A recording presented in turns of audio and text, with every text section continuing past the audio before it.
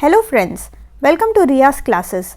Welcome to another session where we will continue with Unit 8 Product Development and Product Life Cycle. आज के session में हम पढ़ेंगे about the topic Product Development Process. This unit is part of the subject Marketing Management of MCO 06 MCOM second year IGNOU. Before we begin, if you like the videos that I am sharing, do hit the like button.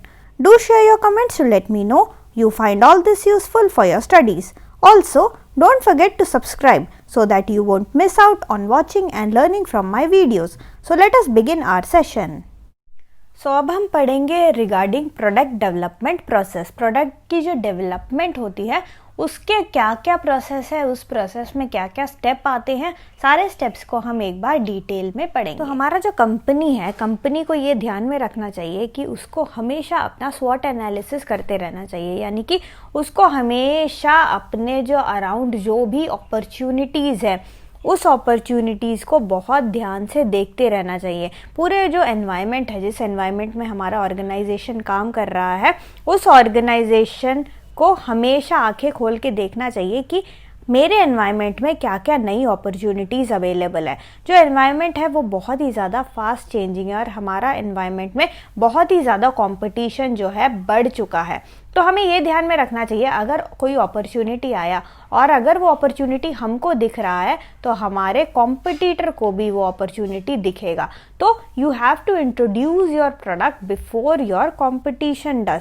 आपका जो competitor है वो उसने अगर पहले अपना product launch कर दिया तो क्या होगा, जो हमारा बायर है वो सबसे पहले जाके कॉम्पिटिटर से प्रोडक्ट लेगा. और अगर हम बाद में इश्यू करेंगे, बाद में हम प्रोडक्ट लॉन्च करेंगे तो हमारा प्रोडक्ट जो है उतना सक्सेसफुल बिल्कुल भी नहीं होगा. तो हमेशा हमारे कंपनी को ये ध्यान में रखना चाहिए कि अगर प्रोडक्ट को आप पहले लॉन्च करोगे बिफोर योर कॉम्पिटिशन, तभी आप उस एरिया में, उस सेगमेंट में आप लीडर तभी बन पाओगे जब आप अपने कॉम्पिटिटर से पहले अपने प्रोडक्ट को लॉन्च करोगे. तो हमारा जो प्रोडक्ट डेवलपमेंट का प्रोसेस है उसमें काफ़ी सारे स्टेप्स होते हैं. उसमें टोटल 7 स्टेप्स होते हैं. कौन कौन से हैं हम एक बार देख लेते हैं. The first step is idea generation. सबसे पहले हम आइडिया को जनरेट करते हैं. Second step is idea screening.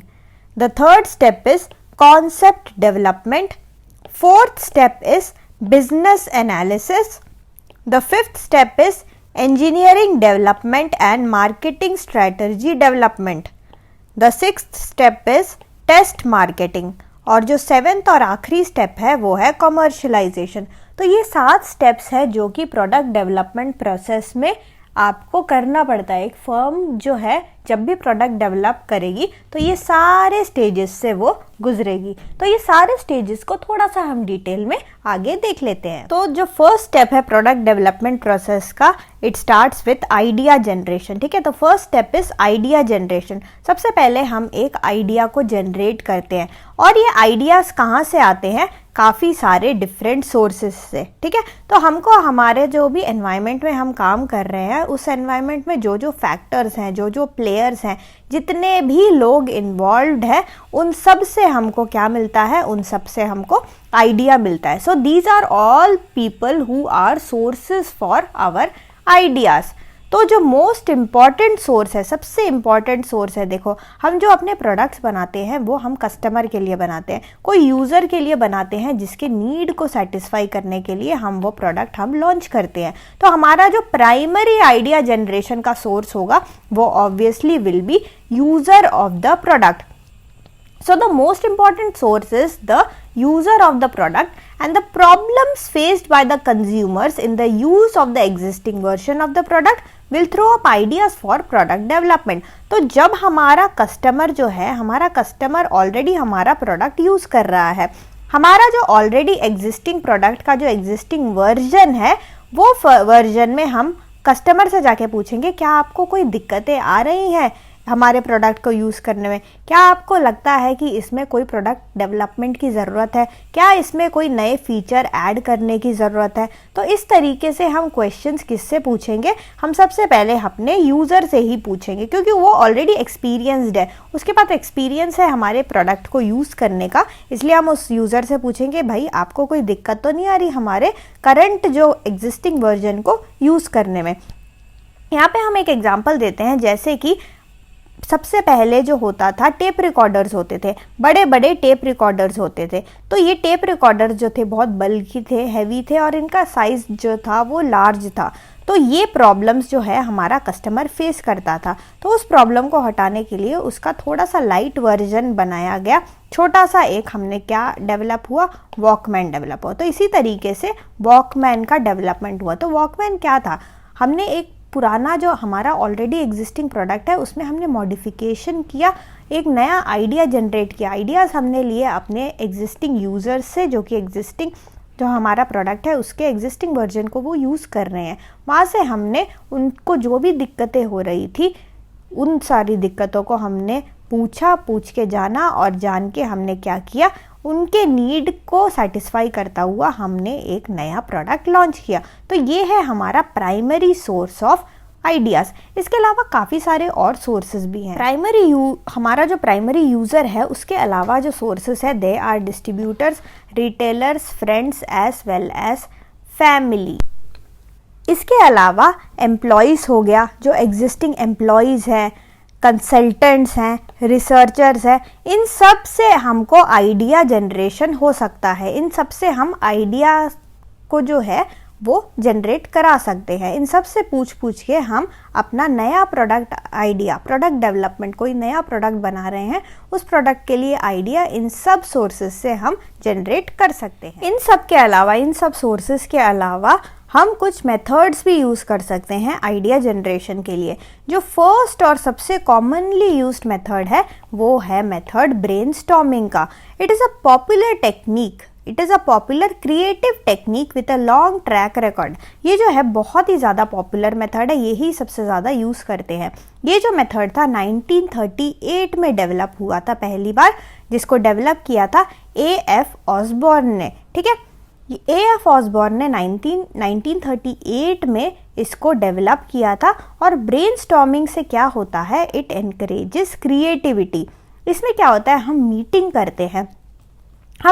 करते हैं जिसमें 6 से 10 लोगों का ग्रुप होता है। एक ग्रुप के साथ मीटिंग करते हैं जिसमें यूजुअली 6 से लेकर 10 लोग होते हैं, जहाँ पे हम अपने पार्टिसिपेंट्स को बोलते हैं कि भाई आप लोग अपने आइडियाज़ को फ्रीली एक्सप्रेस कर सकते हो। तो जो भी लोगों के दिमाग में आइडियाज़ रहते हैं वो एक दूसरे के साथ डिस्कस करते हैं, डिबेट करते हैं, हर आइडिया के प्रोज और कॉन्स को निकालते हैं। इस तरीके से ब्रेनस्टॉर्मिंग से क्या होता है, डिफरेंट तरीके के आइडियाज़ निकल के आते हैं। तो ये बहुत ही अच्छा मेथड है और बहुत ही कॉमनली यूज्ड मेथड है फॉर आइडिया जनरेशन। जो हमारा सेकेंड मेथड है that is known as focus group method. Focus group method जो होता है ये भी ब्रेनस्टॉर्मिंग की तरह ही होता है। ठीक है, अभी हमने ब्रेनस्टॉर्मिंग मेथड देखा, सेम ब्रेनस्टॉर्मिंग मेथड की तरह ही फोकस ग्रुप मेथड भी होता है, बट यहाँ पे हम इंटरव्यू लेते हैं। ठीक है, हम यहाँ पे इंटरव्यू लेते हैं और हम किसके साथ इंटरव्यू लेते हैं, जो मेंबर्स होते हैं वो कंज्यूमर रहता है, जो हमारे प्रोडक्ट का कंज्यूमर रहता है, उनसे हम ग्रुप इंटरव्यूज वगैरह लेते हैं। अब ये कंज्यूमर को चुन के कौन लाता है, डिफरेंट मार्केट रिसर्च एजेंसीज होते हैं, यही फोकस ग्रुप को डिसाइड करते हैं। ठीक है, फोकस ग्रुप में कौन कौन से लोग होंगे, कौन कौन से कंज्यूमर होंगे, they are usually decided by a market research agency. तो ये भी काफ़ी अच्छा मेथड है। अगेन यहाँ पे हमारे पास और अच्छा डेटा आएगा क्योंकि हम यहाँ पे कंज्यूमर्स को इन्वॉल्व कर रहे हैं। ठीक है, कंज्यूमर्स वो लोग हैं जो ऑलरेडी हमारे प्रोडक्ट को यूज़ करते हैं, उनको ऑलरेडी पता है कि प्रोडक्ट में क्या क्या कमियां हैं, कहाँ कहाँ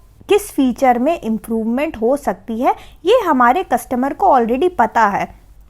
तो अगर हम कस्टमर से ही डायरेक्टली उनको फोकस ग्रुप बना के उनका ग्रुप इंटरव्यू करें तो हमें पता लग जाएगा कि हमें कहाँ कहाँ प्रोडक्ट में डेवलपमेंट करना है और यहीं से हमको नए नए आइडियाज़ भी मिलेंगे। जो थर्ड मेथड है आइडिया जनरेशन का दैट इज एट्रीब्यूट एनालिसिस, यानी कि कोई एक प्रोडक्ट होगा, उस प्रोडक्ट के एट्रीब्यूट्स को हम लिस्ट करेंगे, यानी कि उस प्रोडक्ट के फीचर्स को हम एक एक करके लिस्ट करेंगे। फीचर्स हो गया, क्वालिटी हो गया, कोई भी उसका स्पेसिफिक पार्ट हो गया, उन सब की हम लिस्टिंग करेंगे and we will seek to modify one और more of these to improve the whole product. तो हम क्या करेंगे, इनमें से जो भी हमने लिस्ट बनाया है उनमें से एक या दो को या सबको हम क्या करेंगे, मॉडिफाई करने की कोशिश करेंगे या फिर इम्प्रूव करने की कोशिश करेंगे to create a new product और सर्विस।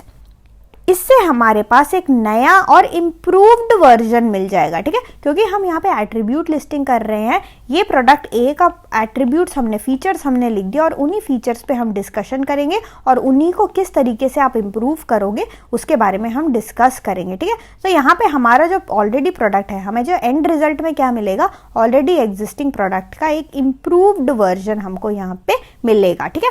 तो ये 3 आइडियाज है, 3 तरीके के मेथड्स हैं। पहले हमने देखा ब्रेनस्टॉर्मिंग को देखा, सेकंड हमने देखा फोकस ग्रुप को और थर्ड हमने देखा एट्रीब्यूट एनालिसिस को। ये जो है काफ़ी कॉमनली यूज्ड मेथड है of generating new product ideas.